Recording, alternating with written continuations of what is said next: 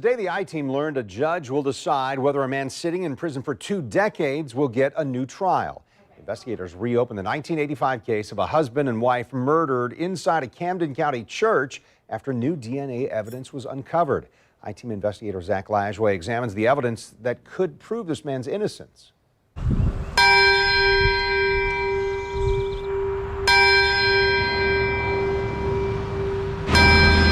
On the south side of Highway 17 in Waverly, Georgia, sits Rising Daughter Baptist Church. It was here during Bible study in 1985. Deacon Harold Swain and his wife Thelma were gunned down in front of fellow worshipers. I didn't really look at him. This witness, 35 years later, is still afraid to speak publicly. I know he was a white guy. One of at least 9 people inside the church. And he had blonde-looking hair to me. That Monday evening, Pow, pow, pow. the police report detailing what happened says a man came to the church asking to speak with Deacon Swain. And Mr. Harold got up and said, wonder what he want with me. The report states Swain met the suspect at the entrance of the church. And then we heard a little scuffling out there. And then next thing we heard the gun. News4Jax has covered this story since 1985. And before I could get the car door open, I heard the shots. 4 shots. The gunman killed Thelma as she ran to help her husband. This is the vestibule where the Swains were shot and killed. The women inside the sanctuary who witnessed the murders ran for their lives into the pastor's headquarters. I just don't want to believe that it really happened. It's just one of those things you see happen, but you still yet just don't want to believe it happened. But it happened. The night of the murders, the phone line to the church was cut. And we said, we can't stay in this church all night. We thought he was going to come get us. We sneaked out the side door. We was going to run through the cemetery to try to get help. Well, I guess that was my mind probably playing, I don't know. Looked like we just heard footsteps, you know, people walking on leaves or something, I don't know. So we wasn't able to run out to get help. So we ran back in. This witness is one of only a few people still alive who saw the murders. Yes, I was scared for a long time. It's hurtful when you walk in there, you know, and I could just imagine him seeing him laying down there on the floor, you know. And so I think about it all the time. It never leaves my mind, you know. Investigators found shell casings, shirt buttons, a severed phone line, and eyeglasses with 3 hairs belonging to a white person at the crime scene. Sketches led to hundreds of potential suspects investigated by the state throughout an 18-year period. 1 year after the murders, Eric Spar was arrested. Spar's former father-in-law, Frank Head, shared with investigators a recording of Spar bragging he killed 2 people in a church. Spar's ex-wife, Emily Head, identified the glasses found at the church and stated that they looked like the ones Mr. Spar had, according to court records. But investigators did not find any other physical evidence connecting Spar to the crime and eventually let him go. Very violent. I spoke to Rhonda Tyson, Spar's second ex-wife.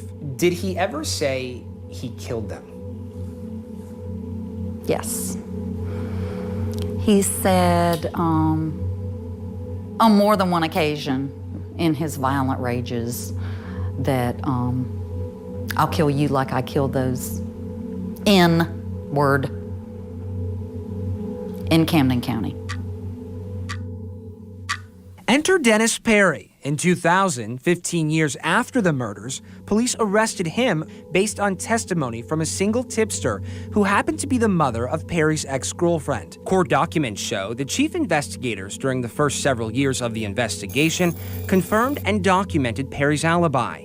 He was at work in the Atlanta area on the day of the murders and could not have made it to Waverly in time to be present at the crime scene. An eye exam determined Perry had 20/20 vision in each eye.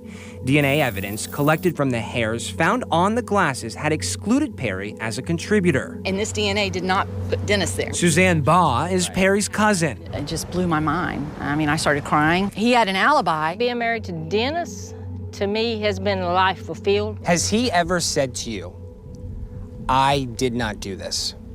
Sure he has. I mean, he really didn't have to say that. I knew he didn't do it. A jury convicted Perry in 2003. A judge sentenced him to life in prison. Since Perry's conviction, the Georgia Innocence Project and attorneys representing Perry discovered the tipster who told investigators Perry killed the Swains was paid $12,000 for her role in the prosecution.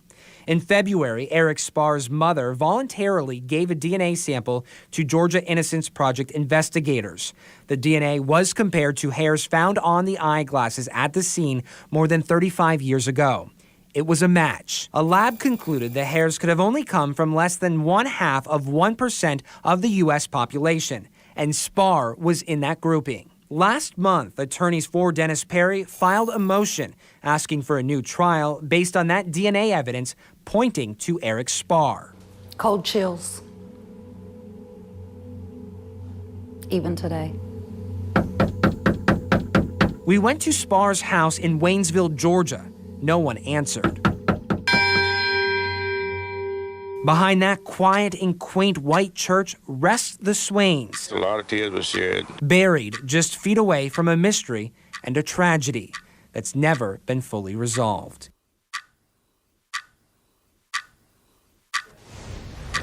Again, just this afternoon, the I-Team confirmed a judge will hear about the recently uncovered DNA evidence in July and decide whether Dennis Perry should get a new trial.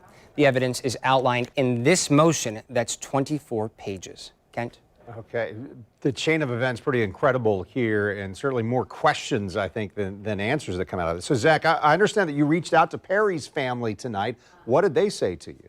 Yes, I spoke with them on the phone today. As you might imagine, they were emotional and excited. And they issued this statement saying, quote, "We are so incredibly happy with the recent developments, but it's been 20 years. It's time for Dennis to come home and for the Swains to get justice."